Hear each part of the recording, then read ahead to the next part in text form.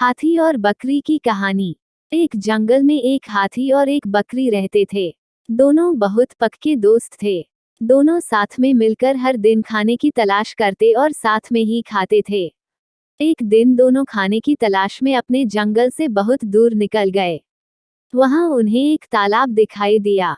उसी तालाब के किनारे एक बेर का पेड़ था। बेर का पेड़ देखकर हाथी और बकरी बहुत खुश हुए। वो दोनों बेर के पेड़ के पास गए। फिर हाथी ने अपनी सूंड से बेर के पेड़ को जोर से हिलाया और जमीन पर ढेर सारे पके हुए बेर गिरने लगे। बकरी जल्दी जल्दी गिरे हुए बेरों को इकट्ठा करने लगी। संयोगवश उसी बेर के पेड़ पर एक चिड़िया का घोंसला भी था, जिसमें चिड़िया का एक बच्चा सो रहा था और चिड़िया दाने की खोज में कहीं गई हुई थी। बेर का पेड़ जोर से हिलाने के कारण चिड़िया का बच्चा घोंसले से बाहर तालाब में गिर पड़ा और डूबने लगा। चिड़िया के बच्चे को डूबता हुआ देखकर उसे बचाने के लिए बकरी तालाब में कूद गई, लेकिन बकरी को तैरना नहीं आता था। इस वजह से वह भी तालाब में डूबने लगी। बकरी को डूबता हुआ देखकर हाथी भी तालाब में कूद गया और उसने चिड़िया के बच्चे और बकरी दोनों को डूबने से बचा लिया।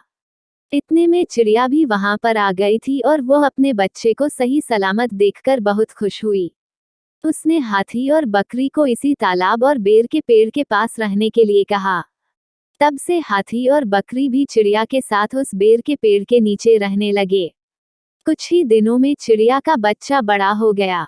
चिड़िया अपने बच्चे के साथ जंगल में घूम कर आती थी और हाथी और बकरी को जंगल में किस पेड़ पर फल लगे हैं, इसकी जानकारी देती थी। इस तरह हाथी, बकरी और चिड़िया मजे में रहते और खाते पीते थे। कहानी से सीख, हमें किसी का बुरा नहीं करना चाहिए।